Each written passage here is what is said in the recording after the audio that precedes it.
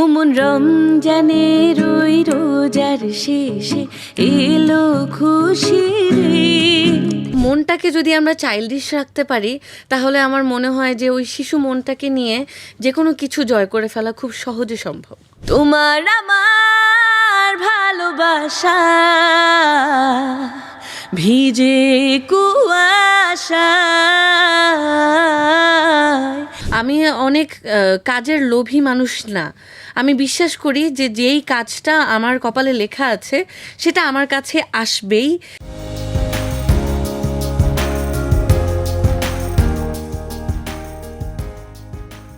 দর্শক, এই যে বাংলাদেশ, এই যে এরিয়া, ঈদ কিন্তু এই ভূখণ্ডের জন্য খুব গুরুত্বপূর্ণ একটা সময়, বলা যায় বিশেষ সময়। আর এই বিশেষ সময়টা আমাদের সঙ্গে উদযাপন করতে আজ আমাদের অতিথি হয়েছেন একজন বিশেষ মানুষ, তার নাম ঐশী। ঐশী, কেমন আছেন? আলহামদুলিল্লাহ, সব কিছু মিলিয়ে সময় কেমন কাটছে? অসাধারণ। যেহেতু আপনি এই মুহূর্তে আমাদের অতিথি হয়েছেন, এই যে ঈদের সময়টা, ঈদ ঘিরে অনেক স্মৃতি থাকে, অনেক সময়টা একটু ডিফারেন্ট। তো আমি যদি একটু শুরু করি যে ঈদের সময়টা অ্যাজ ইউজুয়াল কেমন কাটে আপনার? ঈদের সময়টা আসলে আমি বলবো সঙ্গীত শিল্পীদের জন্য একটু ভিন্ন, কারণ এই সময় অনেক গানের অনুষ্ঠানের আয়োজন থাকে। তো যার কারণে দেখা যায় যে ঈদের দিনও অনেক সময় অনুষ্ঠান করতে হয়। সো যেটা এবারও হয়েছে। এই গানে গানে মুখর সময়টা আমি খুব উপভোগ করি। মানে আমরা কি এইভাবে বলতে পারি যে ঈদের সময়টা আপনার জন্য একটা কর্মব্যস্ততার সময় হিসেবে বলা যাচ্ছে? যায়। আচ্ছা, ঈদে এমন কোনো বিশেষ স্মৃতি কি আছে যেটা আপনার, মানে ঈদ এলেই যে স্মৃতিটা বারবার স্মৃতিপটে ধরা দেয়, আপনাকে বিব্রত করে বা আনন্দিত করে, এমন কি স্মৃতি আছে? আনন্দিতই করে। ঈদকে ঘিরে আসলে ছোটবেলা থেকেই, বিশেষ করে আমরা যখন ছোট থাকি, মানে এটা তো খুবই বাস্তব একটা ব্যাপার যে আমাদের ছোটবেলার যেই আবেগটা থাকে আস্তে আস্তে বড় হতে হতে আবেগটা ভিন্ন রূপ ধারণ করে, ও সেই আনন্দটাই ভিন্ন রূপ ধারণ করে। কিন্তু ছোটবেলার সেই আবেগটা কিন্তু খুব আলাদা থেকেই যায়। এবং আমার যেটা মনে পড়ে সব সময় এখনও, মানে ঈদ মানে ঈদ আসলেই আমার মনে পড়ে যে ঈদের সময় একটা হচ্ছে মেহেদি লাগানো। এটা নিয়ে আমি খুব একদম ক্রেজি ডিটারমাইন্ড ছিলাম। মানে ঈদের আগের দিন আমার মেহেদি হাতে পড়তেই হবে, না হলে আমার ঈদ হবেই না, একদমই না। ছোটবেলায় এই বিষয়টা নিয়ে খুব ডিটারমাইন্ড থাকতাম। আর আরেকটা হচ্ছে ঈদের দিন আমরা খুব ভোরে উঠতাম এবং সকাল সকাল উঠেই ফ্রেশ হয়ে নতুন ঈদের জামা পরে রেডি টেডি হয়ে, আমার নানু বাড়ি আমাদের বাসা থেকে খুব কাছে ছিল আমি যখন নোয়াখালীতে ছিলাম। সো আমি একদম সকালবেলা ঘুম থেকে উঠেই গোসল টোসল করে রেডি হয়ে নতুন ঈদের জামা কাপড় পরে আমি দৌড় মারতাম এবং আমি দৌড়ে দৌড়ে নানু বাড়ি চলে যেতাম। সেই ছিল আমার ঈদের অন্যরকম একটা আনন্দ। এই যে বললেন যে মেহেদি পরার যে ট্রেন্ডটা বা ট্রেডিশনটা আপনার ছিল, সেটা কি এখনো আছে? সেটা এখনো আছে, তবে এখন যেটা হয় কখনো কখনো কিছু অনুষ্ঠানের কারণে থাকে না যে, মানে আমার যেই পারফরমেন্স বা আমার সব কিছু মিলে দেখা যায় যে হাতে মেহেদিটা যাচ্ছে না, সো তখন হয়তো পড়া হয় না, স্কিপ করতে হয়। হ্যাঁ, স্কিপ করতে হয়। বাট এরপরেও চেষ্টা করি যে দেখা গেল অনুষ্ঠানের কারণে পড়তে পারলাম না, বাট এরপরেই দিলাম। মানে আমার মেহেদির প্রতি যেই একটা আলাদা সুপ্ত ভালোবাসা সেটা এখনো আছে। ঈদের প্রসঙ্গে যেহেতু আসলাম, আরেকটু আসি। ঈদের কেনাকাটা কি নিজেই করা হয় নাকি বাসার কারো পছন্দ? বা আপনি যেটা বলতে চাচ্ছিলেন মুখ দিয়ে আসছিল কিন্তু কন্ট্রোল করে ফেলছেন, আন্টি করে দেয়।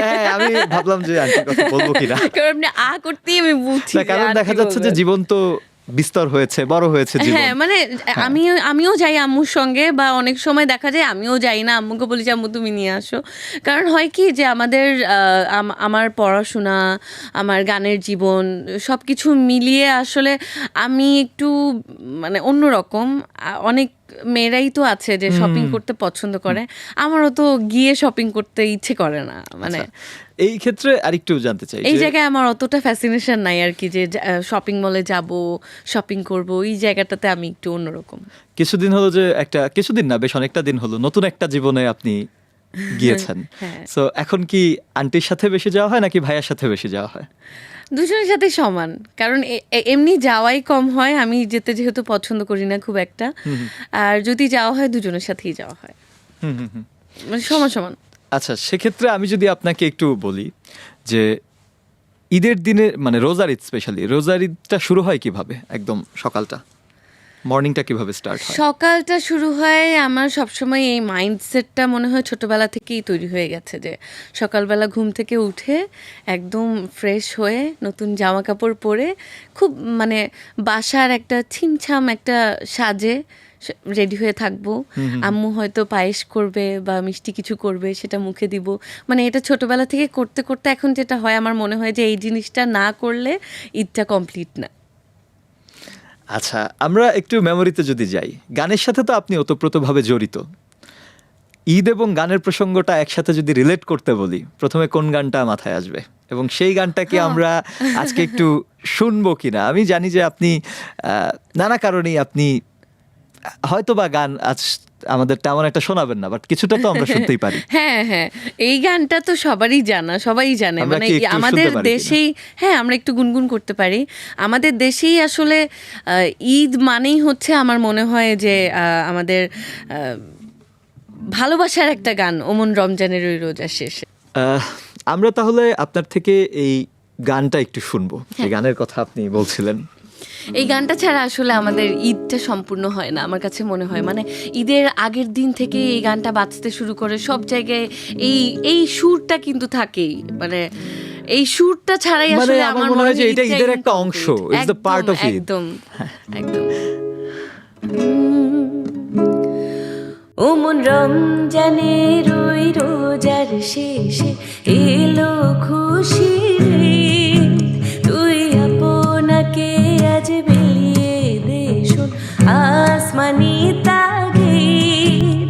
ওমন রমজানের ওই রোজার শেষে এলো খুশির ঈদ, তোর সোনা দানা বালা খানা সব রাহে লিল্লাহ, তোর সোনা দানা বালা খানা সব রাহে লিল্লাহ।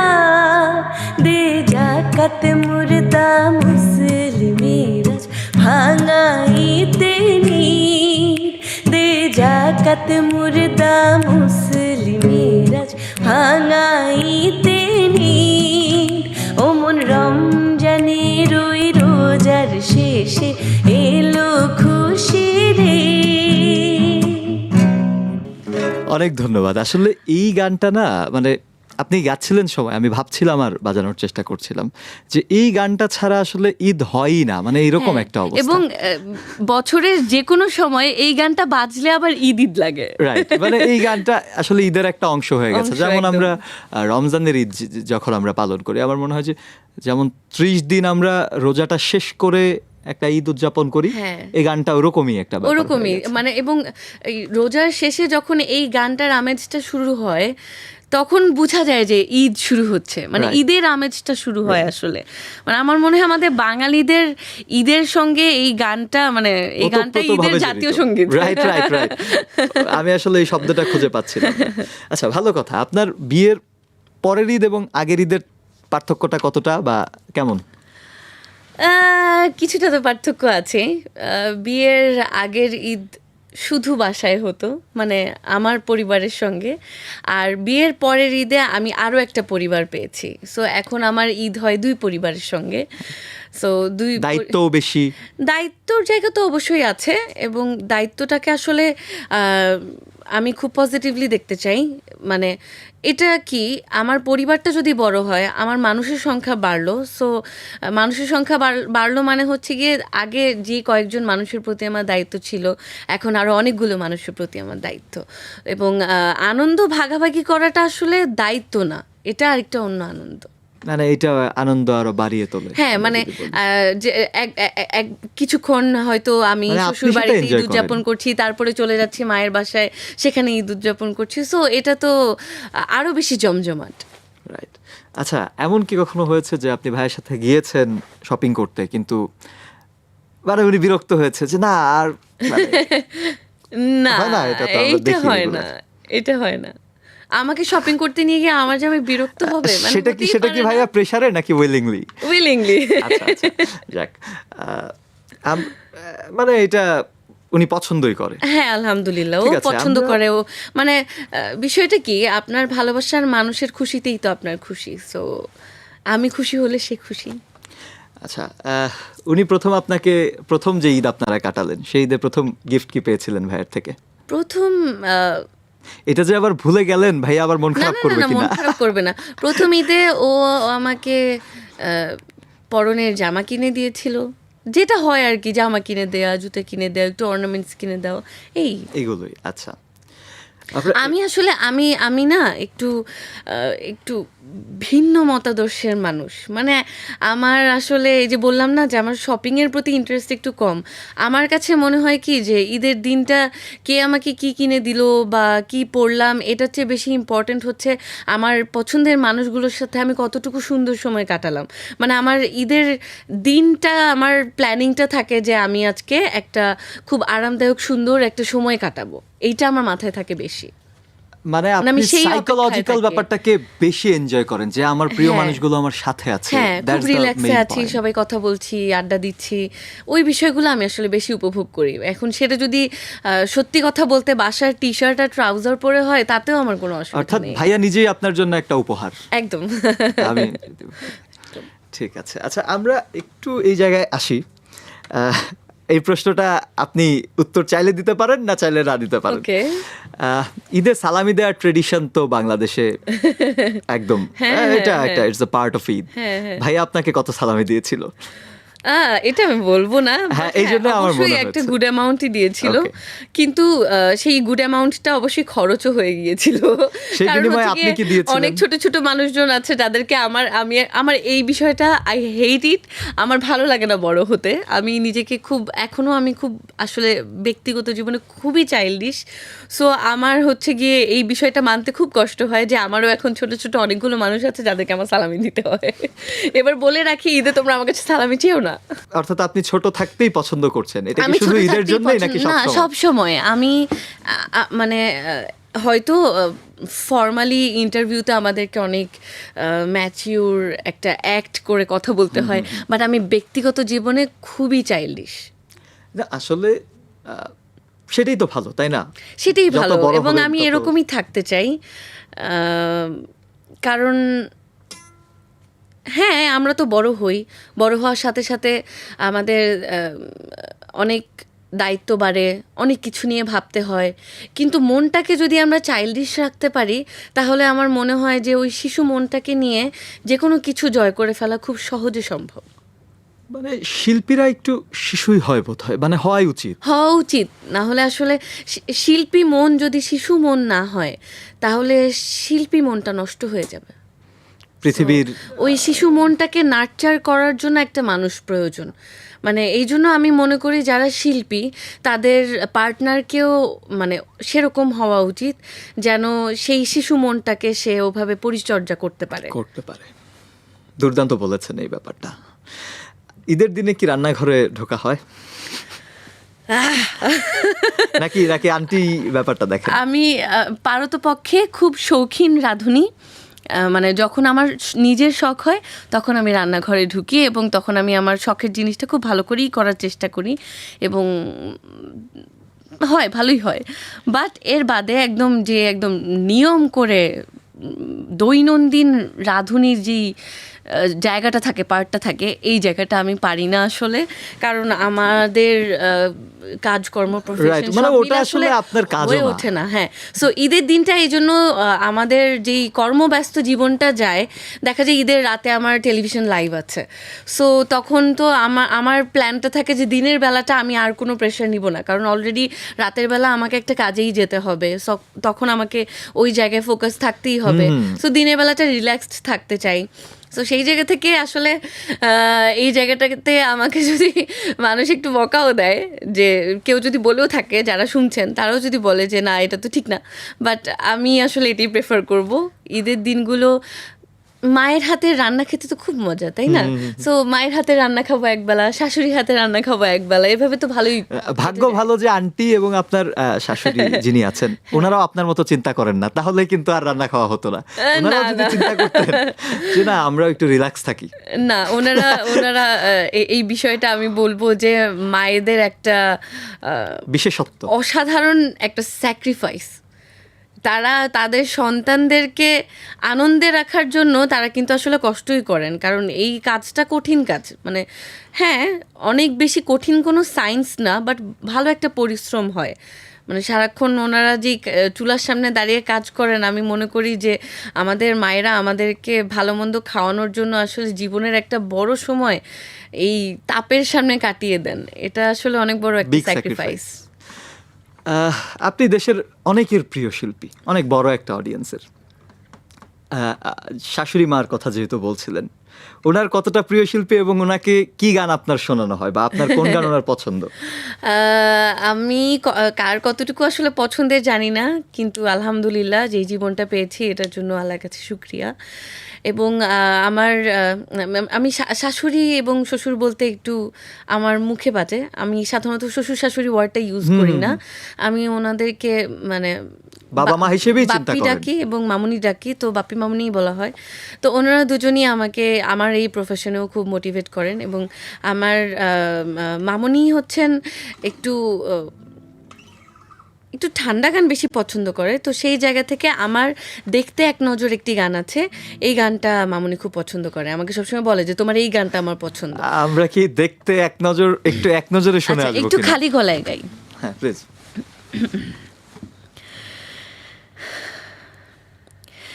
কে পেরেতে বাঁধিলি মোরে, আমি ছাড়লাম বাড়ি ঘর, হৃদয়ে জড়াইয়া তোরে, আমি ভুললাম আপন পর। কাছের মানুষ ছাইরা দূরে, ঘুরি আমি বন বাদারে, একই প্রেমের ঘোর। তোরে দেখতে এক নজর, তোরে দেখতে এক নজর, তোরে দেখতে এক নজর, তোরে দেখতে এক নজর। দুর্দান্ত দুর্দান্ত। Thank you. আমরা এবার আপনার তো স্মৃতিচারণ শুনলাম, একটু ব্যক্তিগত জীবনে বিচরণ করলাম, এবার একটু শিল্পী ঐশীতেই ফিরে আসি। হ্যাঁ। আবারও ঈদে কি কোনো গান আসছে, এটা একটু জানা দরকার। হ্যাঁ, আসছে। সবসময় তো আসলে অনেক ঘোষণা দিয়ে সব কিছু করা হয়, বাট এবার আমি প্ল্যান করেছি যে এবার আমি কোনো ঘোষণা দিব না। মানে এবার হচ্ছে গিয়ে যদি বোম ফুটে তো ফুটবে, যদি না ফুটে সেটা অ্যানাউন্স করার কিছু নাই। হ্যাঁ। সো এবার আমি জানি না, এটা হয়তো আমার আমরা একটা তবে পাগলামি একটা হতে ইঙ্গিত, পারে, বাট একটা এবার ইঙ্গিত আমরা পেয়ে গেলাম যে ঈদে একটা কিছু আসছে। হ্যাঁ, ঠিক আছে। এতটুকুই। আমরা একটু পর আবারও শিল্পী ঐশীতে ফিরবো, আরও বিস্তর কিছু জানার আছে। তার আগে আমরা ছোট্ট একটা বিরতিতে যাব। প্রিয় দর্শক, আপনারাও সাথে থাকুন, ফিরে আসছি। ফলের নির্যাস ও দুধের সমন্বয়ে পোলার টর্নেডো গ্রিন অ্যাপল আইসক্রিম। মন ভালো থাক। প্রিয় দর্শক, ছোট্ট একটি বিরতির পর আবারও ফিরে এসেছি। আমাদের সাথে আছেন আমাদের প্রিয় শিল্পী ঐশী। আমরা আবার একটু ঐশীর কাছে যাব। বিরতির আগে শুনছিলাম নানা স্মৃতিচারণ, এবার ফিরবো গান গল্পে। আমি আরেকটু আসি, আপনি একটা মাল্টিভার্স মিউজিকে কিন্তু আমরা আপনাকে দেখি। হ্যাঁ, এটা মাল্টিভার্স ওয়ার্ডটা বলার কারণ হলো আমরা দেখি যে আপনি ফোক করছেন, হ্যাঁ, কিন্তু সেখানে একটা অল্টারনেটিভ ফিল যদি আমরা বলি, একটু মেলোডিক এবং রক দুইটারই সমন্বয় আছে। হ্যাঁ, হ্যাঁ। এই ফ্লেভারটা কিভাবে আপনার মধ্যে আসলো বা কিভাবে এটা অ্যাডপ্ট করা শুরু করলেন? এটা আসলে ইন্টেনশনালি ভেবে কখনো অ্যাডপ্ট করা হয়নি। আমি তো 4 বছর বয়স থেকে আমার গানের পথ চলা শুরু করেছি। তো যখন 7-8 বছর বয়স আমার, সো তখন থেকেই আমাকে আমার বাবা মা বিভিন্ন লোকগান শুনতে দিতেন। প্রচুর আমাদের বাসায় প্রচুর গান বাজানো হতো এবং আব্বু অনেক কালেকশন করতেন, অনেক র ফোক গান আব্বু কালেক্ট করতো। তো ও সেগুলো বাসায় শোনা হতো। তো এরকম আমার এখনো মনে আছে, আমাকে আব্বু টাস্ক দিয়ে দিত, আব্বু আম্মু, যে তুমি এখন এই গানটা একটু শুনতে থাকো, এই গানটা শুনতে শুনতে তুমি তুলবা গানটা। তো আমি গান শেখার পাশাপাশি এরকম বিভিন্ন পুরনো লোকগানগুলো আমি অনেক শুনতাম, আমাকে প্রচুর শোনানো হতো। তো শুনতে শুনতে শুনতে শুনতেই কিন্তু আমার এখনও এই স্বভাবটা আছে, আমি যদি কোনো গান তুলতে চাই আমি প্রচুর শুনি। তো শুনলে তখন আমার গানটা ভেতরে ঢোকে এবং আমি ওটা তুলতে আমার জন্য সহজ হয়। সো এরকম তখন আমি লোকগান তুলতাম এবং তুলে তুলে বাসায় শোনাতাম এবং বাসায় সবাই পছন্দ করতো। তারপরে আমার শিক্ষকরা শুনতেন এবং সেখান থেকে আস্তে আস্তে যেটা হলো যে ধরেন আমি যেখানে গান শিখতে গিয়েছি ওখানে সবার একটা মিলন হলো এবং সেখানে সবাই গান টান গাইছি, ওখানে আমি ছোট মানুষ যে তুমি ওই গানটা গাও, তখন আমি একটা হয়তো লোকগান গাইছি এবং সবাই খুব ওই সময় দেখতাম যে সবাই খুব মুগ্ধ হয়ে যেত এবং খুব আমি মোটিভেটেড ফিল করতাম যে আচ্ছা তাহলে কি আমার ভালো হচ্ছে। তখন আমি আরও উৎসাহ নিয়ে আরও তুলতাম, আরও চেষ্টা করতাম। সো ওই সময় থেকেই আমি দেখতাম যে আমি যখনই যেই ধরনের লোকগানগুলো আমি এখন করি ওগুলো আমি তখনও যখন করতাম আমার ভেতরে অটোমেটিক আমার ভয়েস দিয়ে যখন আমি গাই, মানে বিষয়টা এমন না যে আমি জোর করে লোকটাকে ভেঙে ফিউশন করে রক করার চেষ্টা করছি, It will be আমি জাস্ট automatic, আমার right? মতো করে গাইছি। মানে এটা সেই জন্য অ্যাডপ্ট কথাটা বললাম, কারণ আমি হ্যাঁ। দেখলাম যে আপনি এই জিনিসটা ধারণ করে ফেলেছেন হ্যাঁ, এবং মানে এটা আমি জাস্ট অনিচ্ছা আমার মতো করে গাই। তো তখন হয়তো ওই নতুন একটা কি বলবো একটা নতুন ধারা চলে আসে বা সংমিশ্রণটা হয়ে যায় লোকর সাথে রকের। সো এইভাবে করতে তার করতে মানে আপনার আসলে তো শুধু লোকগানের বাইরে রকও কিন্তু শোনা হয়েছে আমার মনে হয়, প্রচুর রক হ্যাঁ, শোনা শোনা হয়েছে, হয়েছে। রাইট? এই জন্যই সেটা অ্যাডপ্ট হয়েছে। হতে পারে, হতে পারে। এবং আমি বিশেষ করে আমি রক মিউজিক খুব পছন্দ করি, মানে পছন্দ করি বলতে আমি যখন স্টেজে থাকি আসলে, সো আমি তো স্টেজে এটা আমার স্টেজে যখন আমরা থাকি তখন আমি মনে করি স্টেজে যেই শিল্পী থাকেন ওই সময় সে ওই জায়গার রাজা, হুম হুম হুম। মানে তখন স্টেজটা আসলে আমার। সো ওই সময় যখন আমি You can do থাকি, anything that হ্যাঁ, you want. তখন ওই সময়টাতে আমি আসলে রক মিউজিকটা খুব পছন্দ করি এবং আমার যে এনার্জিটা, আমি রক মিউজিকের সাথে এনার্জিটা অনেক কানেক্ট করতে পারি, নিজেকে কানেক্ট করতে পারি। আমার তখন মনে হয় যে আমার ভেতরকার যেই আসল ঐশীটা সেটা বের হয়ে আসে। সো ওই জায়গা থেকে আসলে এই পুরো সংমিশ্রণটা হয়তো ভেতর থেকে হয়ে গিয়েছে আর কি। আচ্ছা, এই ক্ষেত্রে যদি আরেকটু বলি, আপনি স্টেজ সম্পর্কে বলছিলেন, স্টেজে কোন আর্টিস্টের অ্যাক্টিভিটি মানে মনে হয় যে না দ্যাটস দ্য আর্টিস্ট, এরকম কাকে দেখলে মনে হয়? সেটা দেশেও হতে পারে, বাইরেও হতে পারে। প্রথমত আসলে কেউ না, কেউ না, কারণ কি আমি যখন স্টেজে থাকি এটা একটা, আমি কিভাবে আসলে বোঝাবো জায়গাটা, যদি আর্টিস্টের পাগলামির জায়গা থেকে বলি, স্টেজ কিন্তু একটা স্পিরিচুয়াল জায়গা হয়ে যায় তখন। তখন আর আমি থাকি না, তখন আমি আমার অন্য জগতে চলে যাই। সো তখন আমার যা মন চায় আমি তা করি। সো এমন না যে আমি তখন কাউকে ফলো করে না, না, কিছু করি follow-র ব্যাপারটা না, বা হয় না কারোর যে- থেকে শেখার চেষ্টা যে করি। এটা আমাদের- ছোটবেলা থেকে আমি আসলে স্টেজ শোটা শুরু করেছি অনেক কম বয়সে, 2006-এর শেষ 7-এর শুরু। সো আমি বাদ দিলাম 6 বাদ দিলাম, আমি ধরে নিলাম যে আমি 7-এর শুরু থেকেই শুরু করেছি। সো এখন 2026-এ এসে হিসাব করলে কিন্তু প্রায় 19 বছর, অনেক বছর। সো এই যেহেতু মানে যখন একটা মানুষের গ্রোথের সময়, তখন থেকেই যেহেতু আমার স্টেজের সময়টা শুরু, সো আমি আসলে স্টেজের জীবনটাতে নিজেকে নিজের মতো করে গড়ে তোলার চেষ্টা করেছি ছোটবেলা থেকেই। সো আমি যখন স্টেজে থাকি তখন আমি আমার মতো থাকি, আমার যা ইচ্ছা তা করি। বাট যখন আস্তে আস্তে বড় হয়েছি এবং অনেক কাজ দেখা শুরু করলাম, অনেক কিছু বোঝার চেষ্টা করা শুরু করলাম, তখন থেকে আমার দুজন শিল্পীর কথা আমি বলবো যাদের পারফরমেন্স দেখলে আমার মনে হয় যে আমি মানে নিজের নামটাকে যদি কখনো, এটা যদিও একটা অবাস্তব স্বপ্ন, বাট মনে হয় যে যদি কখনো নিজের নামটাকেও ওরকম একটা জায়গায় নিতে পারতাম, এটাকে অনেকে অনেকভাবে দেখবে, কিন্তু আমার স্বপ্ন তো আমার স্বপ্ন, সো আমি স্বপ্ন এভাবে দেখতেই পারি। আর আমি মনে Dream করি artist স্বপ্ন থাকতেই পারে। স্বপ্ন দেখতে আসলে বড়ই দেখা উচিত, কারণ আমি যদি এত বড় স্বপ্ন দেখি হয়তো আমি এতটুকু অ্যাচিভ করতে পারবো, কিন্তু আমি যদি স্বপ্নটাই এতটুকু দেখি তাহলে এতটুকুও পাবো না। সো ভাবি অনেক কিছুই সেই ভাবি, যে artist রা যেমন কারা? আমার মনে হয় আমি যখন শাকিরার পারফরমেন্স দেখি, শাকিরা। আমার তখন মনে হয় যে সে যেরকম স্টেজে একদম মনে হয় কি যে পাখির মতো উড়ে উড়ে পারফর্ম করছে, মানে স্টেজটা তখন স্টেজটাকে enjoy তার, করা। সে একদম তখন মানে এমনভাবে স্টেজটাকে ইউটিলাইজ করে, আমার কাছে তখন মনে হয় যে সে একটা পাখি। এবং বর্তমানে আরেকজনের পারফরমেন্স, মানে এটা আমার মনে হয় সবাই অলরেডি নোটিস করে ফেলেছে, এবং তিনি হচ্ছেন আমাদের জেনারেশনের, আমার মনে হয় যে সবারই খুবই পছন্দের তালিকার একজন শিল্পী, সুনিধি চৌহান। মানে এই বয়সে এসে উনি যেই ম্যাজিক দেখাচ্ছেন, মানে এটা খুবই মানে ইন্সপায়ারিং। খুব ইন্সপায়ারিং আপনার জন্য, ঠিক এই হ্যাঁ। জিনিসটাই আসলে জানতে চাচ্ছিলাম।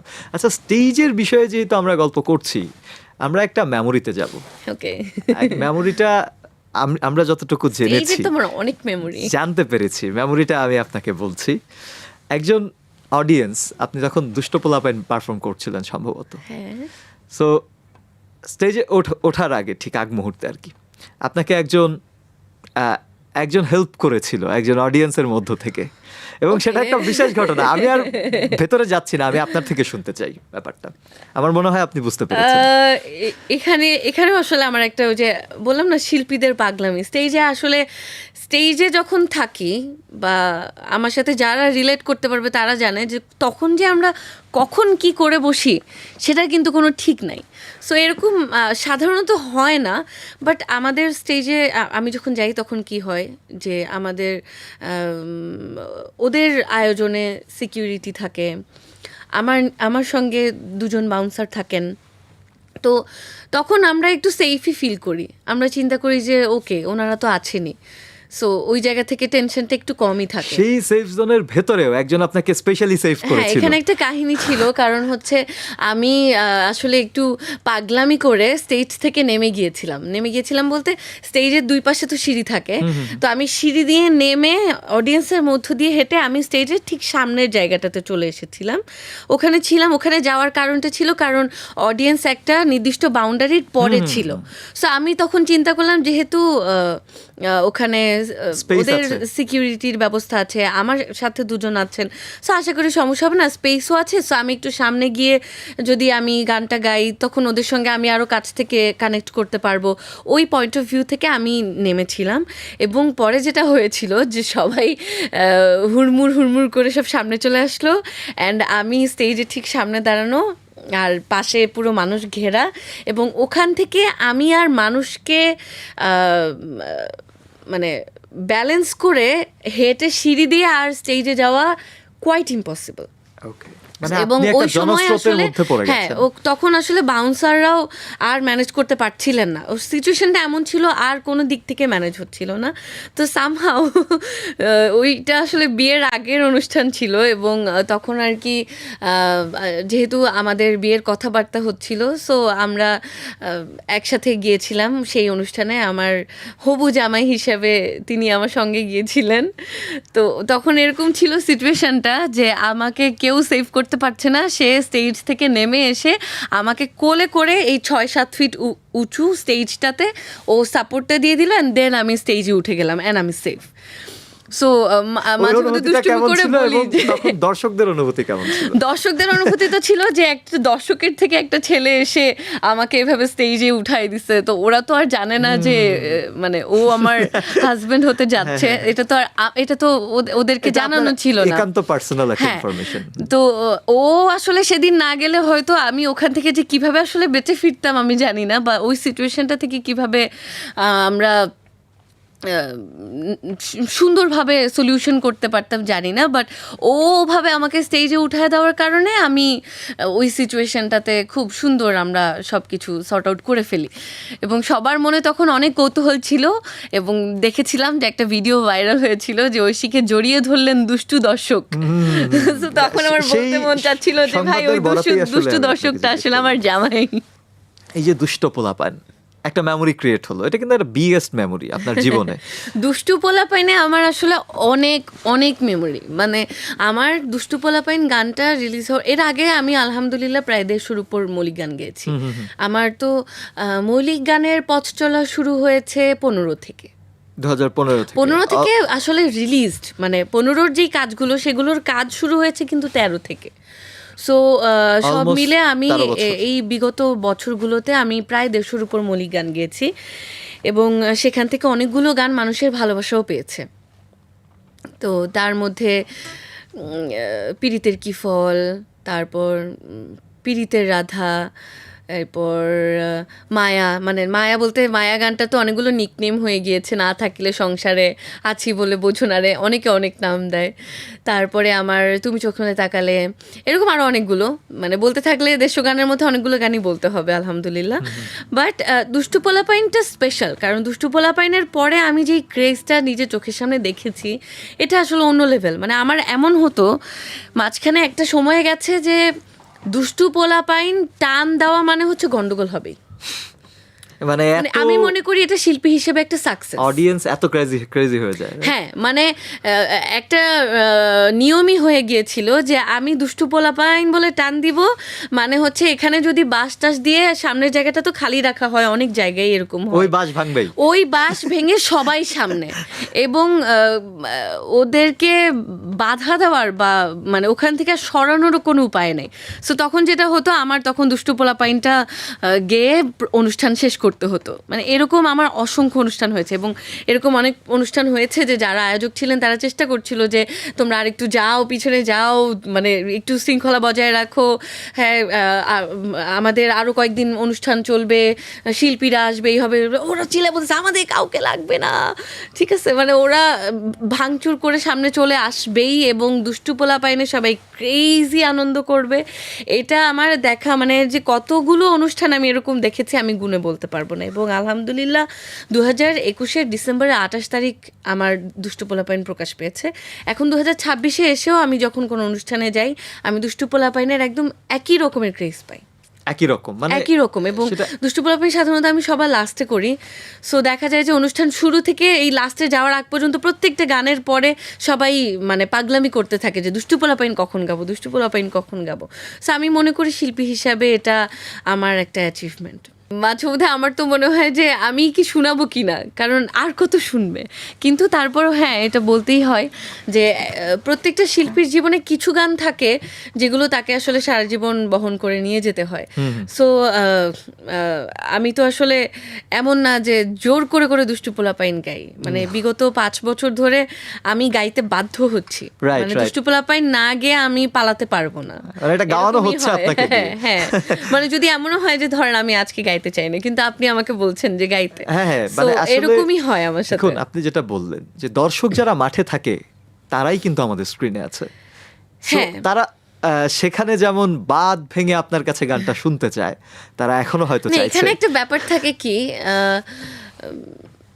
মানে স্টেজ বা কনসার্ট আসলে এমন একটা পরিবেশ যেটা আসলে মোবাইলের স্ক্রিনে দেখে ফিল পাওয়া যাবে না কখনো না। সেটা তো ওই সাউন্ডটা, ওই ক্রেজিনেস, ওই মানে এনজয়মেন্ট, ওটা হ্যাঁ, ওই ওগুলো পাগলামি, ওই মুহূর্তটা আসলে উল্টো বরং আমরা যখন মোবাইলে দেখবো, স্ক্রিনে, ছোট স্ক্রিনে দেখবো, তখন মনে হবে যে আচ্ছা এগুলো কি হচ্ছে বা এইগুলো কি পাগলামি হচ্ছে।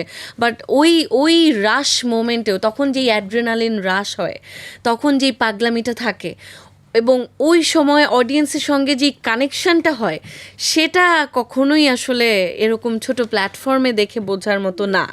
না, এই ক্ষেত্রে আপনি যেটা বলছেন খুব গুরুত্বপূর্ণ একটা বিষয় বলছেন। এই ক্ষেত্রে আমরা যদি বাইরের যেমন উইকেন্ড লাইভ গুলো যদি আমরা দেখি, তখন আমরা বুঝতে পারবো যে আসলে লাইভ কাকে বলে, what's the meaning of craziness. হ্যাঁ, কারণ ওভাবে ক্যাপচার করা হয়, তখন ওগুলো ওভাবে ক্যাপচার করা হয়। কিন্তু আমি জাস্ট মোবাইলে একটা ফুটেজ নিলাম, সেই ফুটেজটা ফেসবুক বা টিকটক বা ইনস্টাগ্রাম বা অন্যান্য যে কোনো সোশ্যাল মিডিয়াতে ভাইরাল হয়ে গেল, ততটুকু দেখলাম, অতটুকু দেখে আসলে ওই পরিবেশের যে ভাইবটা সেটা কিন্তু কখনোই বোঝা যায় না। যে ওই কনসার্টে আছে সেই বোঝে যে ওই পাগলামিটা আসলে কি। আমরা আপনার গান শুনতে শুনতে আরেকটা বিরতিতে যাচ্ছি, দর্শক সাথেই থাকুন। তোকে ছাড়া কিছু লাগে না ভালো, তুই আধার ঘরে চাঁদেরই আলো, দেখে যারে একবার সে তুই কি করে দিন রাত যায়, বন্ধু গেলি কই তুই বিহনে বেঁচে থাকা দায় বন্ধু কই গেলি কই তুই বিহনে বেঁচে থাকা দায়। ফলের নির্যাস ও দুধের সমন্বয়ে পোলার টর্নেডো গ্রিন অ্যাপল আইসক্রিম। মন ভালো থাক। দর্শক, গান ও গল্পের ফাঁকে আমরা আবারও ফিরে এলাম। বিরতি শেষ করে আমরা আবারও গান গল্পে ফিরব। তার আগে আমরা যাচ্ছি ঐশীর কাছে। এই যে এত বিচিত্র সঙ্গীত যাত্রা আপনার, আমি যদি বলি জীবনের অনেকটা সময় সঙ্গীতের সাথে কাটালেন, পাশাপাশি আপনার কিন্তু আরেকটা পরিচয় আছে, আপনি একজন চিকিৎসক। আপনি কোন ঐশীকে বেশি এনজয় করেন, আর্টিস্ট ঐশীকে নাকি ডক্টর ঐশীকে? বোথ, সমানভাবে? সমানভাবে। আমি আসলে যদি খুব সহজ করে বলি, আমি মানুষটা আসলে দুইটা জীবন যাপন করি, মানে দুটো মানুষের জীবন একসাথে, একটার মধ্যে দুটো মানুষ কেন বললাম, কারণ আমি যখন গানের জগতে থাকি বা এখন আপনি আমাকে যেভাবে দেখছেন, গানের জগতের মানুষটা একদম ভিন্ন একটা ঐশী। আবার যখন আমি আমার ব্যক্তিগত জীবন এবং আমার ডাক্তারি পেশার জীবনে চলে যাই, তখন আমি একটা অন্য ঐশী। মানে আপনি হয়তো আমাকে ওই ঐশী হিসাবে দেখলে একটু কনফিউজড হবেন, এটা কি ঐশীর মতো লাগছে কিন্তু ঐশী কিনা, এরকমই মনে হবে। এবং এরকম অনেকের আসলে মনে হয়, কারণ আমি ব্যক্তিগত জীবনে খুব ছিমছাম, নিজের মতো খুব সাধারণ মেয়ের মতো থাকি। আমি ক্লাসে যাই, পড়াশোনা করি, সবার সাথে অন্য শিক্ষার্থীরা যেভাবে একসাথে থাকে ওদের সাথে ওভাবেই মিশে থাকি, ওভাবেই পড়াশোনা করছি, একদম সাধারণের মতো থাকি। মানে যখন আবার গানের জগতে যাচ্ছি তখন আবার আমি একদম অন্য আরেকটা মানুষ, গানের জগতের ঐশী। সো আমি আসলে দুটো জীবন খুব অসাধারণভাবে উপভোগ করি যখন যেখানে থাকি।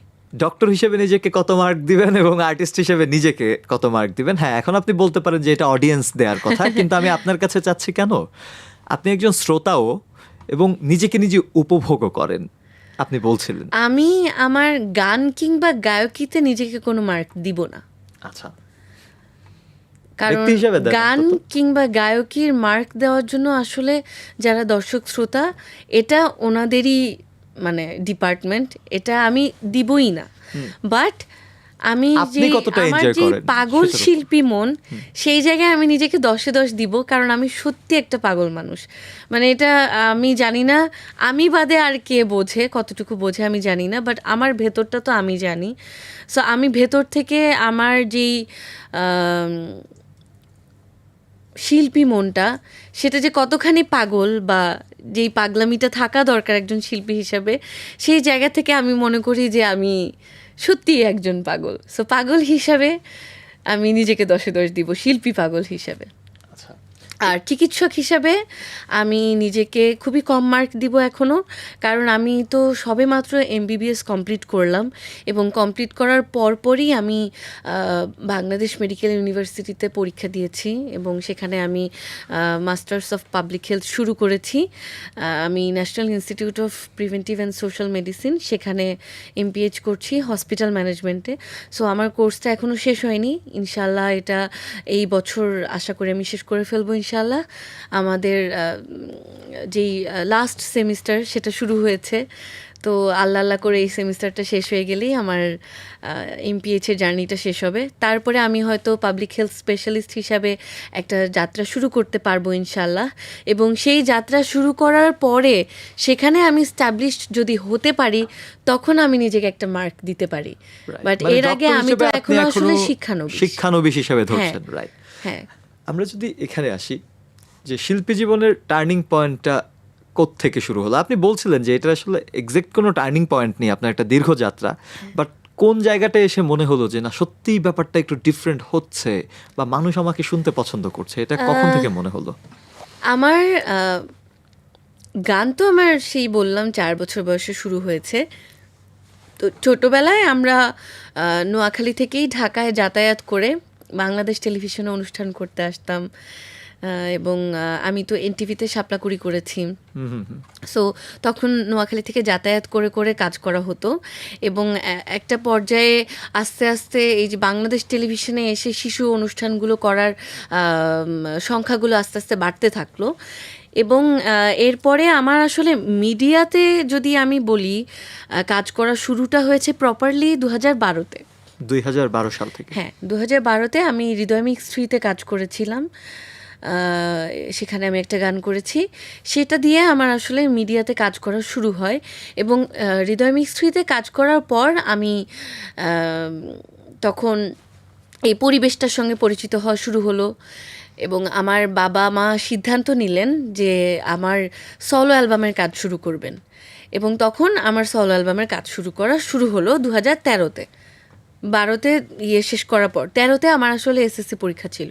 এসএসসি পরীক্ষার পরে আমরা এই প্ল্যানিংটা শুরু করি যে আমার সলো অ্যালবাম করব। সো সলো অ্যালবামের যাত্রাটা শুরু করার পর একটা করে 10টা গান হয়ে গেল এবং এই 10টা গান রেডি হতে প্রায় 2.5 বছর সময় লাগলো। 13 থেকে শুরু করলাম, 14 গেল এবং 15 সালের ফেব্রুয়ারির 7 তারিখে আমার ঐশী এক্সপ্রেস অ্যালবামের লঞ্চিং অনুষ্ঠান হলো। আমার এখনও মনে আছে, লেজার ভিশন থেকে আমার ঐশী এক্সপ্রেস অ্যালবাম প্রকাশ হয়েছে এবং প্রত্যেকটা গান লিখেছেন রবিউল ইসলাম জীবন এবং সবগুলো গান সুর সঙ্গীত আয়োজন করেছিলেন ইমরান মাহমুদুল। ইমরান ভাইকে তো আমরা সবাই চিনি, জীবন ভাইকেও চিনি আমরা। হ্যাঁ, সবাই চিনি। তো ওই সময় এবং জীবন আঙ্কেল তো আমাদের নোয়াখালীর। ও আচ্ছা। তো ওভাবে ওনার সঙ্গে আমাদের একটা পরিচয় ছিল, আব্বুর সঙ্গে একটা ভালো বন্ধুত্ব ছিল। সো ওভাবে আসলে প্ল্যান করে এই অ্যালবামটা করে ফেলা এবং 15-তে যখন আমার ঐশী এক্সপ্রেসটা প্রকাশ হলো লেজার ভিশন থেকে, সেখান থেকে দেখলাম তখন কি 2015 সালটা কিন্তু এমন একটা সময় যে সিডির প্রচলন শেষ হচ্ছে, ইউটিউবের প্রচলন শুরু হচ্ছে। হ্যাঁ, তো ওই সময়টা আমি ডাইভার্স হচ্ছে অডিয়েন্স তখন। সো আমার তখন আমার নিজের একটা অ্যালবাম হাতে, ওই যে অনুভূতিটা এটা কিন্তু এখন পাওয়া যায় না। আমি বলবো যে ওটা আসলে একটা গোল্ডেন একটা ফিলিং। বাট 2015-তে আপনার অ্যালবামটা সম্ভবত লেজার ভিশন তাদের ইউটিউবেও পোস্ট করেছিল। হ্যাঁ, ইউটিউবে সবগুলো গান তখনও পোস্ট হয়নি। তখন প্রথমে সিডি আকারে প্রকাশ হলো এবং একটা গান আমরা মিউজিক ভিডিও করেছিলাম, তুমি চোখ মেলে তাকালে, যেটা ইমরান ভাই এবং আমার ডুয়েট গান ছিল। এই গানটা আমরা মিউজিক ভিডিও করেছিলাম, সেটা ইউটিউবে গিয়েছিল এবং ওই সময়ে যখন আমরা এই যে ইউটিউবটাও আমাদের কাছে নতুন, তখনই অনেক ভিউ হচ্ছিল। সেই সময় ওই ভিডিওটা আমিও ইউটিউবে দেখেছি এবং সেই সময় 2015-16 দিকে, মানে ওই সময় আন্দাজে ওই ভিডিওটা অনেক সময়ের চেয়ে এগিয়ে একটা ভিডিও ছিল আমি বলবো। নিজের কাজ বলে বলছি না, বাট আমি বিশ্বাস করি এখনও যদি মানুষ চায় তুমি চোখ মেলে তাকালে ইউটিউবে গিয়ে আপনারা ভিডিওটা দেখলেই বুঝবেন যে 2015 সালের একটা ভিডিও আন্দাজে ওটা অনেক, আমরা চেষ্টা করেছি ওরকম মানের একটা কাজ দিতে। তো তখন যেটা দেখেছি, আমি যে এই অ্যালবামের এই প্রচলনটা পেলাম, আমার সিডিটাকে আবার ছাপানো হয়েছিল, কারণ যতটুকু ছাপানো হয়েছিল সেটা বিক্রি হয়ে গিয়েছিল। এটা ওই সময় আমার জন্য একটা অন্যরকম আনন্দের অনুভূতি ছিল। 2015-তে এসে এত পরিমাণ সিডি বিক্রি হয়েছে, হ্যাঁ, এটা আমরা এক্সপেক্ট করিনি তখন যে এটা আবার ছাপাতে হবে। তো তখন আবার সিডি নতুন করে ছাপানো হলো এবং রিপ্রিন্ট করা হলো এবং আবার বিক্রি হলো। সো ওই জায়গা থেকে তখন একটা অন্যরকম অনুভূতি পাচ্ছিলাম যে আমার নিজের একটা একক অ্যালবাম এরকম একটা সাড়া পেয়েছে। এবং তখন আরেকটা জিনিস যেটা দেখেছি, আমার অ্যালবামটাতে আসলে আমার কাছ থেকে ওই 2012-র পরেই মিডিয়াতে সবার মধ্যে একটা মোটামুটি একটা গুনগুন ছিল যে ঐশী লোকগান খুব ভালো গায় এবং এই লোকগানের জায়গাতে আমার একটা বেশ ভালো আওয়াজ হবে বলে সবাই ওই ছোট্ট ঐশীটার কাছ থেকে সবাই এক্সপেক্ট করছিল। বাট আমার এই ঐশী এক্সপ্রেস অ্যালবামে একটাও লোকগান ছিল না। হ্যাঁ, আমি সেটা ওই অ্যালবামে ছিল একদম মেলোডিয়াস, সফট, রোম্যান্টিক বা একটু রক মেলো, যেমন মুঠো মুঠো ভালোবাসা ছিল একটু রক মেলো। আমার যত স্বপ্ন আশা মুঠো মুঠো ভালোবাসা দিয়েছি তোমায়, ভুলে যেও না কখনো আমায়, এই টাইপের ছিল। বা ওই সময় দেখলাম আমার 10টা গানের 10 জায়গা থেকে রেসপন্স, কারণ এটা এক রকমের গান ছিল, আরেকটা গান ছিল তোমার আমার ভালোবাসা, যে গানটার আমরা নাম দিয়েছিলাম ব্রেকআপ। ওটা একটু শোনাই। তোমার আমার ভালোবাসা ভিজে কুয়াশায়, তবু আমি স্বপ্ন সাজাই তোমারই আশায়। সো এইটা ছিল একটা ধরন। আবার একদম totally different voice, totally different মানে জনরা, যেমন চুপি চুপি গানটা বা জানি না গানটা, যেটা ভাইয়ের সাথে ডুয়েট ছিল। এই ফাগুনে আমি তোমার মনের বাড়ি যাব, আমি নিশ্চিত এই গানগুলো মানুষের শোনা হয়েছে। ইভেন এবং তুমি চোখ মেলে তাকালে তো আছেই। তো এগুলো কিন্তু আবার একদম আমাকে হয়তো এখন আমি যদি শোনাই, মানুষ চিন্তা করবে যে আমার ভয়েসটা তো এরকম না, চিনতেই পারবে না। সো আমরা আর কি ওরকম করে কাজগুলো করেছি। যেমন আমি যদি একটু করে কোন গানটা শোনানো যায়, ঘুম ঘুম স্বপনে শুধু তোরে বসবাস, তোকে লিখে দিয়েছি মনের নীল আকাশ, তোর ছাড়া থাকা যায় না, ওরে আয়না কাছে আয়না, দূরে গেলে যাই যে পড়ে একই শিহরণ। জানি না আমি কি যে করি এখন, বুঝি না তোর মনটা পাবো কখন। সো ওইটা তো একদম ডিফারেন্ট হ্যাঁ, জনরা। আমি নিজেও লক্ষ্য করছিলাম যে আপনার গায়কিতেও কিন্তু বেশ মানে এটা গায়কিটাও একটা মাল্টিভার্স ব্যাপার আমি দেখি। মানে এটা তো অন্য ধরনের গান, মানে তখন এই ধরনের গানেরও একটা প্রচলন ছিল, মানে একটু মিষ্টি অর্থাৎ করে আপনার অ্যালবাম থেকে ভয়েসে গাবে, এ মনে চুপি চুপি খোঁজে তোমায়। এখন এই গান তো নিশ্চয়ই আমি এ মন চুপি চুপি এভাবে গাইবো না, সরি। এখানে একটা বিষয় রয়েছে আমি যেটা দেখলাম। সো এই জন্য আর কি, মানে ওইটা আমার অনেক মাল্টিভার্স ছিল অ্যালবামটা। এবং আমি যেটা দেখলাম যে হয়তো জানি না এক ধরনের শ্রোতারা শুনছে, তোমার আমার ভালোবাসা আরেক ধরনের শ্রোতারা শুনছে, তুমি চোখলে তাকালে আরেক ধরনের শ্রোতারা শুনছে। সো তখন আমার ওই ঐশী এক্সপ্রেস অ্যালবামে আমি 10টা গানে আলাদা আলাদা শ্রোতার গ্রুপ অফ পিপলের কাছ থেকে আমি আলাদা আলাদা রেসপন্স পেয়েছি। সো তখন আমি বোঝা শুরু করলাম যে ওকে, সো মানে আমার মানুষের কাছ থেকে আমার ভালোবাসা আসা শুরু হচ্ছে, একটা সেই অন্যরকম অনুভূতি সেটা পাওয়া শুরু হলো। এবং তখন ভাবনা শুরু হলো যে কিভাবে কাজ করা যায়। আর লোকগানের জায়গা থেকে যেহেতু আমি অলওয়েজ একটা আলাদা সফট কর্নার সবসময় ছিল, সো এই জন্য লোকগান নিয়ে আমি সবসময় স্পেশাল কাজ করতে চাইতাম। সো এই জন্যই আসলে ঐশী এক্সপ্রেসে আমরা একটা লোকগান করেছিলামও, কিন্তু ওটা আমরা পরে আর অ্যালবামে রাখিনি, কারণ মনে হচ্ছিল যে না, আর একটু সময় নেই, এখন এত তাড়াহুড়ো করার কিছু নেই। হ্যাঁ, তো এরপরে 2015 জুন মাসে আমার প্রকাশ পেল এয়ারটেল স্পটলাইট থেকে দিল কি দয়া হয় না। অ্যান্ড দেন মানে ঐশী এক্সপ্রেসের পর তো একটা আওয়াজ পেলাম, অ্যান্ড দিল কি দয়া হয় নার পর আরেকটা বুম। মানে তখন আমি দেখতে থাকলাম যে আমার জীবনটা, আমার অ্যালবামের গানগুলো অ্যান্ড আমার এই দিল কি দয়া হয় না সব মিলে, মানুষের রেসপন্স, আমার প্রতি ভালোবাসা সব মিলে দেখলাম যে আস্তে আস্তে জীবনটা একটা মোড় নিতে শুরু করলো। এবং এরপর আলহামদুলিল্লাহ অনেক অডিও প্রজেক্টের কাজ করা হয়েছে। আমার একটা সময় আলহামদুলিল্লাহ এমন সময় যেত যে আমাদের যখন প্রোগ্রামের সিজন থাকে তখন তো থাকে, অনেক প্রোগ্রাম থাকে, বা যখন থাকে না তখন কিন্তু আমরা মোটামুটি একটু ফ্রি থাকি, বাট তখনও আমি ফ্রি থাকি না, বিকজ আমার তখন অনেক অডিও প্রজেক্টের কাজ। সো এরকম করতে করতে দেখলাম যে আস্তে আস্তে জীবনটা অন্যদিকে মোড় নিতে থাকলো। এরপর যখন উইন্ড অফ চেঞ্জে নিজামুদ্দিন আউলিয়া করলাম, নিজামুদ্দিন আউলিয়ার আগে অবশ্য আমার সেকেন্ড অ্যালবামের নাম ছিল ঐশীজ মায়া।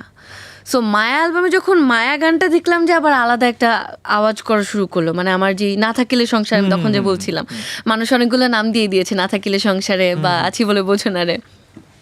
সো ওই গানটার ওই আমার সেকেন্ড গানটা অ্যালবাম লেখা কার? থেকে ওই গানটা লেখা হচ্ছে সমর সুরলি আচ্ছা, এবং হ্যাঁ, হ্যাঁ। খুব পছন্দের একজন গীতিকার তিনি আমার, এবং ওই গানটাও খুব সহজ মানুষের মনের কথাটাকে এত সুন্দর করে তিনি গানের কথাই নিয়ে এসেছেন, এবং এটা এখনো আমি যখন কোনো ওনার স্টেজে যাই লেখনীটাই আমার একটু এরকম। এখনো কিন্তু এই গানটা গাইতে হয় স্টেজে, কারণ আমি যখন স্টেজে থাকি আমাকে এখনো অনুরোধ করে যে না থাকিলে সংসারে বা আছি বলে বোঝো না রে, এভাবে বলে গানটা গাওয়ার জন্য অনুরোধ করে। সো আমাকে অলমোস্ট এভরি স্টেজে এই গানটা আমাকে গাইতেই হয়। সো সেকেন্ড অ্যালবাম থেকে এই গানটার একটা রেসপন্স পেলাম আবার, এটা 2016-তে। দেন আমার থার্ড অ্যালবাম রিলিজ হলো 16-তে আবার, ঐশীস হাওয়া। সেখান থেকে আবার পীড়িতের কি ফল, এই গানটার একটা মানে হয় কি একটা অ্যালবামে তো অনেকগুলো গান থাকে, 6-7টা গান ছিল, মায়াতে 6-7টা ছিল, হাওয়াতে 6-7টা ছিল, বাট এই দুটো অ্যালবাম থেকে মায়া গানটার বেশি রেসপন্স ছিল, অ্যান্ড হাওয়া অ্যালবাম থেকে পীড়িতের কি ফল গানটার অনেক রেসপন্স ছিল, যেটা আমার এই পীড়িতের কি ফল গানটাও আমার এখন অনুরোধ আসে। সো আলহামদুলিল্লাহ এই ফিডব্যাকগুলো পেতে পেতে আমার পথ চলাটা আস্তে আস্তে আরও সামনে আগাতে থাকলো। অ্যান্ড দেন আসলো আবার আরেকটা লোকো, নিজামুদ্দিন আউলিয়া। নিজামুদ্দিন আউলিয়া আসার পর দেখলাম আরেকটা বুম, সবাই আবার মানে খুবই পছন্দ করলো আমাদের উইন্ড অফ চেঞ্জে নিজামুদ্দিন আউলিয়ার কোলাবোরেশনটা, এবং এরপরই এভাবেই আর কি আস্তে আস্তে মানে আমি আসলে তখনও যেমন ছিলাম এখনও তেমন আছি, এবং সেটা হচ্ছে কি আমি না এত কখনো ভাবিনি যে মানে কি করতে হবে, কি কাজ দিতে হবে, এটা করতে হবে, ওটা করতে হবে। আমি সবসময় আসলে শুধু গেয়ে গিয়েছি, করে গিয়েছি। সো সেখান থেকে যেটা মানুষ ভালোবেসেছে সেটা সাদরে গ্রহণ করেছে, আমি আমার গানটা করে গিয়েছি, এবং আমি এখনও ঠিক একইভাবে সেটাই করে করে যেতে চান। যাচ্ছি। আরেকটা ব্যাপারে একটু যাই, আমরা তো এতক্ষণ শুনলাম আপনার দীর্ঘ যাত্রার ব্যাপার, কিন্তু কিছু বাধা থাকে সবকিছুতে, কোনো পথই তো আসলে সহজ নয়। এবং আপনার ক্ষেত্রে সবচেয়ে বড় বাধা যেটা আমার মনে হয়েছে যে আপনাকে কমিউনিকেট করাটা একটু টাফ। এইটা কেন, এই ব্যাপারটা একটু জানা খুব দরকার, এবং এই জন্য আপনি অনেক ধরনের আমাকে কমিউনিকেট suffer ও করা করেন। টাফ না, যদি সেটা কাজের জন্য হয়। সেটাই কারণ শুনতে আমি চাই। মনে করি কাজের ক্ষেত্রে কাজের একটা প্রোটোকল থাকে। তো আপনি যদি বহির্বিশ্বে যান, বহির্বিশ্বে দেখবেন আপনি আর্টিস্টের সঙ্গে ডিরেক্ট কমিউনিকেট করতে পারবেন না। ম্যানেজার থাকে। পারবেন যদি আপনি গিটারটা বাজান অ্যান্ড আর্টিস্ট গানটা গায়, তখন আপনার আর আর্টিস্টেরই কমিউনিকেশন হবে, হ্যাঁ। কারণ তখন ম্যানেজারের কোনো রোল নাই। তখন But দুজনই আপনি যদি- artist ultimately। হ্যাঁ, বাট আপনি যদি কাজের কথা বলতে চান তখন আপনাকে ম্যানেজারের সাথে কথা বলতে হবে। সো এই জায়গাটা আমি বিশ্বাস করি এই জায়গাটা অনেকখানি পরিবর্তন হয়েছে। বাট হ্যাঁ, এই জায়গাটাতে আমি অনেক রকমের পরিস্থিতি দেখি, অ্যান্ড আই ডোন্ট কেয়ার। মানে আপনি সেটা- আমি মনে করি যে কাজ যদি করতে হয়, কাজের খাতিরে যদি কেউ আমার সঙ্গে কমিউনিকেট করতে চায়, দেন টক টু মাই ম্যানেজার, এবং তিনি আপনাকে 100 ভাগ না 200 ভাগ সহায়তা করবে কমিউনিকেট করার জন্য বা কাজের ক্ষেত্রে আগানোর জন্য। আপনাকেও ওভাবে সহজভাবে ভাবতে হবে। অনেকেই আছে এরকম যে আচ্ছা ওর সাথে কমিউনিকেট করতে হলে ওর ম্যানেজারকে ফোন দিতে হয়, না ভাল লাগে না, তাহলে করবো না, ওরা দিয়ে করাবো না। সো ওই কাজটা আমার না, আমি করবো না ওই কাজটা, দরকার নেই। আমি অনেক কাজের লোভী মানুষ না। আমি বিশ্বাস করি যে যেই কাজটা আমার কপালে লেখা আছে সেটা আমার কাছে আসবেই, এবং সেটা আমি বিশ্বাস করি যার উদ্দেশ্য কাজ নিয়েই থাকে, যে কাজটা কমফোর্টেবলি করতে চায়, সে কাজের আলাপটা ম্যানেজারের সাথে করাটাকে নেতিবাচক দৃষ্টিতে দেখা উচিত না। কারণ আমি যদি কাজ নিয়ে ডিল করা শুরু করি তাহলে আমার ভেতরের আর্টিস্টটা মরে যাবে। রাইট, দিন শেষে আপনি you are not a manager, right, you are artist. আমি তো এক্স্যাক্টলি, আমি তো ম্যানেজার না, যদিও আমার আবার হসপিটালের পড়াশোনাটা এখন হসপিটাল ম্যানেজমেন্টে, না, সেটা বিকজ আমি totally হসপিটালে different। একজন ম্যানেজার হতে চাই। বাট আমার প্রফেশনে আমি বিশ্বাস করি যে আমি যখন কারোর সাথে কাজ নিয়ে বসি সে বিন্দু মাত্র দূরত্ব ফিল করবে না আমার সাথে, কারণ আমি যখন কাজ নিয়ে বসি তখন কাজের যেই সম্পর্কটা সেটা অটোমেটিক চলে আসে। আপনার সাথে যদি আমি এখন একটা গান নিয়ে আড্ডা দিতে বসি, দেখবেন যে আমরা গানে গানে অনেক সুন্দর একটা সময় কাটালাম। Right, right. কিন্তু যদি কাজ নিয়ে কথা বলতে চাই সেটা তো আমি পারিই না, বিকজ সেটা তো আমার ডিপার্টমেন্ট না। এখন সেটার জন্য যার সঙ্গে কথা বলা উচিত তার সঙ্গেই কথা বলতে হবে। বহির্বিশ্বে অনেক শিল্পীরা আছেন যাদের বাবা কিংবা মা তাদের ম্যানেজার। হুম। So, আমার ছোটবেলা থেকে আমার বাবা নিজের চাকরির পাশাপাশি তার অনেক কষ্ট হয়েছে, বাট সে যেহেতু ওই প্রফেশনটাতে পরিপক্ক একজন মানুষ, সো সে ওই জায়গাটা প্রফেশনালি হ্যান্ডেল করতে পেরেছেন। মানে আমার বাবা আমার ম্যানেজার ছিলেন তিনি যতদিন বেঁচে ছিলেন, শুরু থেকেই, এবং তিনি খুব অসাধারণভাবে ডিল করেছেন আমার প্রফেশনাল জায়গাটা। এবং আমি মনে করি যে এই কারণে আমি পড়াশোনা MBBS এর মতো পড়াশোনা এবং গান বাজনা সব কিছু এভাবে করে আসতে পেরেছি, কারণ আমার বাবা আমার ম্যানেজমেন্ট করতেন, আমার কস্টিউম আমার আম্মু দেখতেন, আমি আমার পড়াশোনার পড়তে থাকতাম, এর মধ্যে ব্রেক নিচ্ছি, আমি একটা পিলো দিয়ে হয়তো এভাবে করে থাকছি, আমার মা আমার মেকআপ করে দিচ্ছে, অ্যান্ড আমি ওই সময় আমার একটা ন্যাপ হয়ে গেল, আমি ঘুম থেকে উঠলাম অ্যান্ড দেখলাম আমি রেডি, আমি আমার কস্টিউমে রেডি, আমি ড্রেস পরলাম, আমি মানে প্রোগ্রামের জন্য রেডি হয়ে গেলাম, আমি স্টেজে উঠলাম, গান গাইলাম, আমার কাজ শেষ। আমার কাজটা যেই জায়গাটুকু ঘিরে সেই জায়গায় আমি ফুল ফোকাসড থাকতে পারতাম। এইটা আসলে ওয়ার্ল্ড এটা কালচার পসিবল হয়েছেই কারণ আমি এই সাপোর্টটা পেয়েছি। এবং এখন আমার মা আমার ম্যানেজমেন্ট করেন, আমার মা আমার ম্যানেজার। এবং আমি একটু সত্যি কথা বলি, এটা নিয়ে অনেকের অনেক প্রবলেম আছে, আমি একদম আজকে খুব মন খুলেই বললাম এই জায়গাটা। এবং যাদের প্রবলেম আছে আমি আপনাদেরকে প্রশ্ন করবো, আপনাদের কেন প্রবলেম? বিকজ সে তো প্রফেশনালি এই কাজটা খুবই অসাধারণভাবে করে যাচ্ছে। সো সেই যদি মানে আপনি কি অফিসে যখন জব করতে যান আপনার বস কি একজন লেডি হতে পারে না? বা আপনি যখন অফিসে অন্য আরেকটা কাজ করাচ্ছেন, আপনার অফিসে কি শুধু এখন বর্তমান যুগে এসে শুধু কি ছেলেরাই কাজ করে? না, মেয়েরাও কাজ করে। সো আমার মা বর্তমানে, সে যেহেতু আমার বাবাকে দেখে এসেছে কীভাবে ম্যানেজ করে, আমার বাবার কাছ থেকে আমরা শিখেছি। সো এখন আমি বলবো যে আমার মা অনেক অসাধারণভাবে প্রফেশনালি অ্যাপয়েন্টেড হয়ে একজন ম্যানেজার হিসেবে অসাধারণভাবে তার রোলটা প্লে করে যাচ্ছে।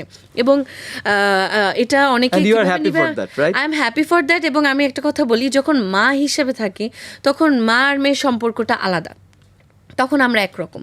বাট যখন আমরা আমাদের প্রফেশনাল ফিল্ডে থাকি, তখন তিনি আমার ম্যানেজার এবং আমি তার আর্টিস্ট।